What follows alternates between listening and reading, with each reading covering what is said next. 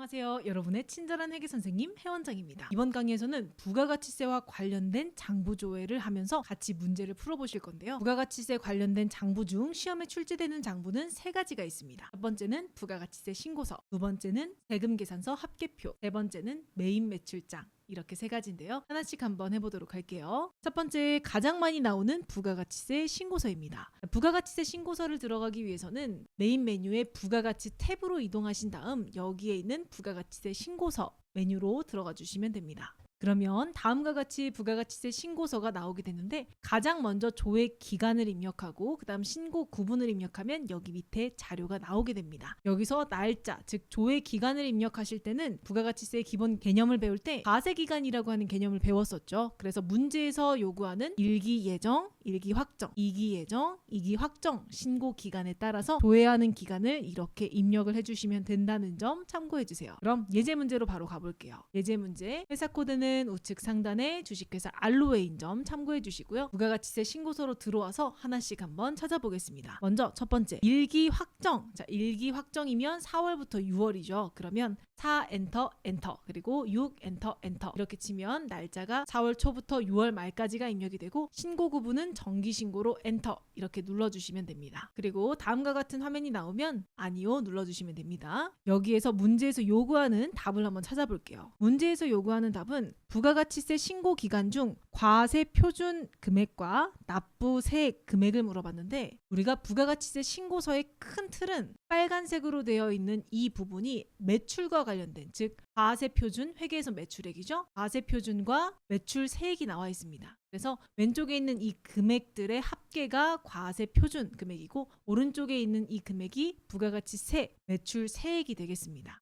그럼 문제에서 과세표준과 납부세액을 구하라고 했으니 9번에 나와 있는 이 금액이 과세표준, 그리고 동그라미 가로 나와 있는 이 부분이 매출세액이 되겠죠. 금액 적어보면 5억 1,638만 5,909원이 과세표준, 그리고 매출세액은 2,963만 8,590원이 되겠네요. 이번 문제는 같은 1기 확정신고 기간에 매출액 중 세금계산서 발급분의 공급 가액은 얼마인가 이렇게 물어봤습니다. 그러면 매출과 관련된 금액을 물어보면 우리는 항상 이 빨간색 부분, 붉은색 부분 여기를 참고해 주시면 되는데요. 매출인데 세금계산서 발급을 했다. 그러면 과세 부분에 세금계산서 발급한 부분이 있고 영세 부분에 영세율 세금계산서를 발급한 부분이 있습니다. 이 두 가지의 금액을 다 더해 주셔야 하고 공급 가액, 즉 부가가치세가 포함되지 않은 금액을 물어봤으니 왼쪽에 있는 1번의 금액과 5번의 금액을 합계를 적어주시면 되겠죠.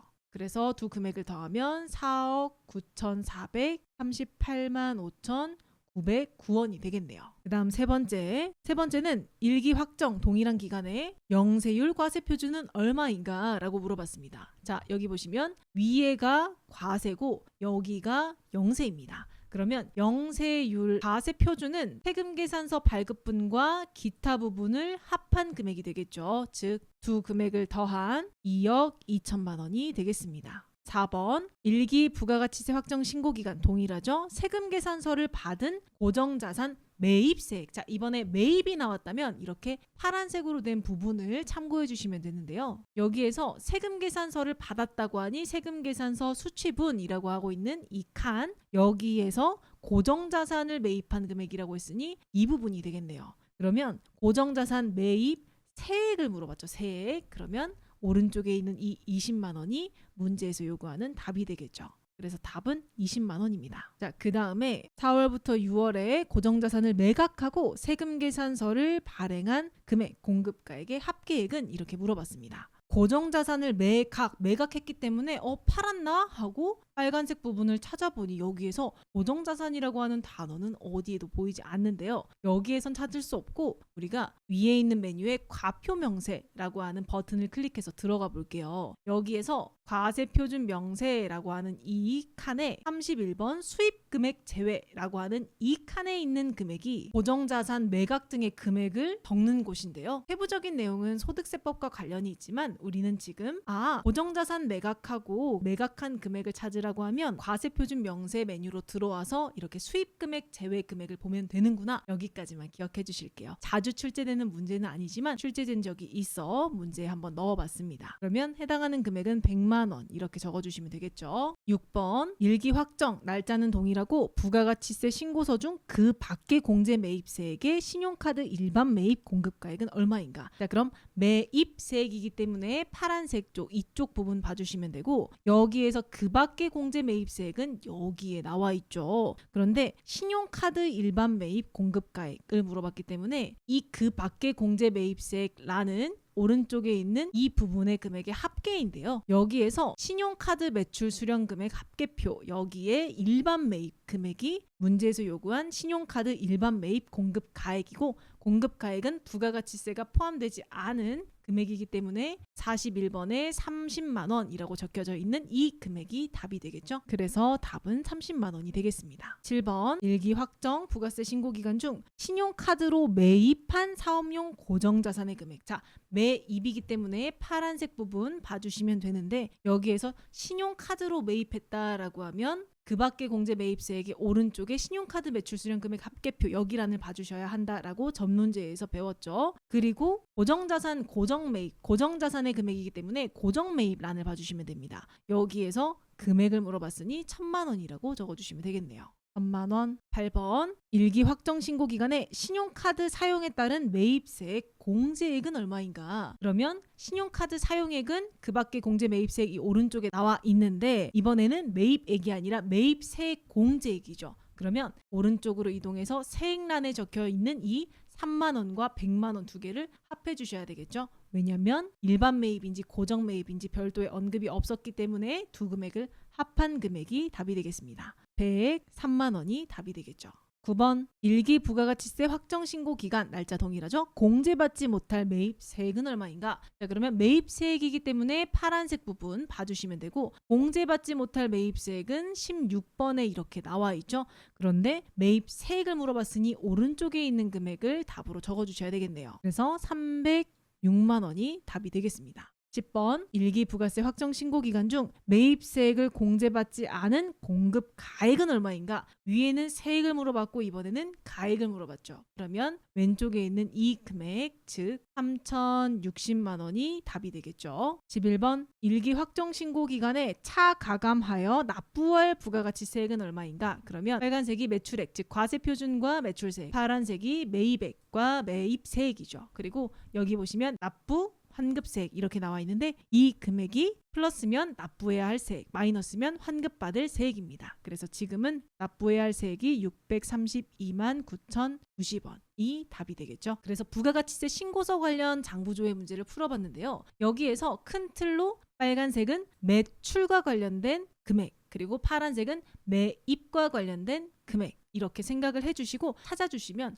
어렵지 않게 찾을 수 있으니 하나하나씩 찾아주시면 되겠습니다. 두 번째 장부 세금계산서 합계표로 가볼게요. 세금계산서 합계표는 부가가치 탭의 세 번째 줄에 나와 있는데요. 내용 잠깐 보면 세금계산서 합계표 메뉴는 세금계산서 또는 수입세금계산서를 발급했거나 발급을 받은 경우 세금계산서를 주고받은 경우죠. 예정신고 또는 확정신고를 할 때 함께 제출을 해야 하는 장부입니다. 그래서 말 그대로 사고 팔면서 세금계산서를 주고받은 것들을 거래처별로 정리해 놓은 표인데 조회를 하실 때 기간을 입력하고 내가 매출하면서 준 세금계산서에 대해 조회를 할 거다. 그럼 매출 탭 그리고 매입하면서 받은 세금계산서에 대해 조회를 할 거다. 그럼 매입 탭을 클릭해 주셔야 되겠죠. 이 밑에 칸에는 거래처 내용까지 세부적으로 알 수 있고 이 위에 칸에는 밑에 입력된 내용들의 합계가 나오는 점 참고해서 문제 한번 풀어볼게요. 회사는 주식회사 알로에 그대로 유지해 주시고 문제 1번 보겠습니다. 일기 예정신고기간 1월부터 3월이죠. 1 엔터, 3 엔터.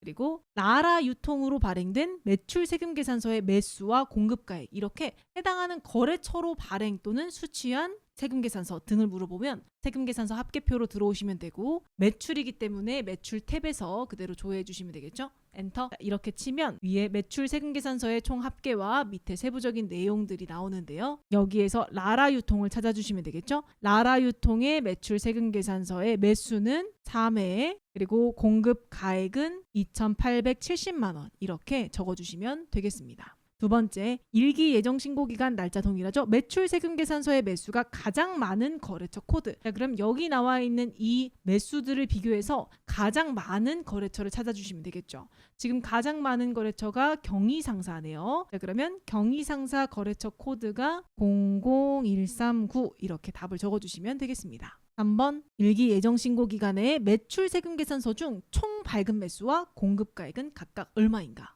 우리가 총 합계는 여기 위에서 볼 수 있다라고 말씀을 드렸는데 합계가 매수가 28매, 28매가 되겠죠? 그리고 공급가액은 여기 적혀 있는 금액이 되겠네요. 그러면 28매 금액은 4억 9,724만 원 이렇게 적어주시면 되겠습니다. 그 다음 4번, 이기 예정. 자, 날짜가 바뀌었죠? 그러면 날짜 7 엔터, 9 엔터. 그리고 세금계산서 발급분 중 주민등록번호 발급분의 공급가액. 발급이면 내가 매출을 한 거겠죠. 매출하면서 영수증을 줬을 테니까. 그럼 매출 탭으로 이렇게 엔터 쳐서 검색한 다음에 여기 위에를 보시면 사업자 번호로 발급했는지 주민등록번호로 발급을 했는지 나눠서 합계가 나와 있는데요. 주민등록번호 발급분은 여기에 이렇게 나와 있죠. 그럼 문제에서 요구한 주민등록번호 발급분의 공급가액을 물어봤으니 주민등록번호 발급분의 공급가액 100만 원 플러스 여기 금액이 없으니 100만 원만 답으로 해주시면 되겠죠. 100만 원. 4월부터 6월까지 매입 세금계산서 매수가 가장 많은 거래처명. 자, 그러면 날짜 4 엔터, 6 엔터, 그리고 탭을 매입으로 바꿔주시고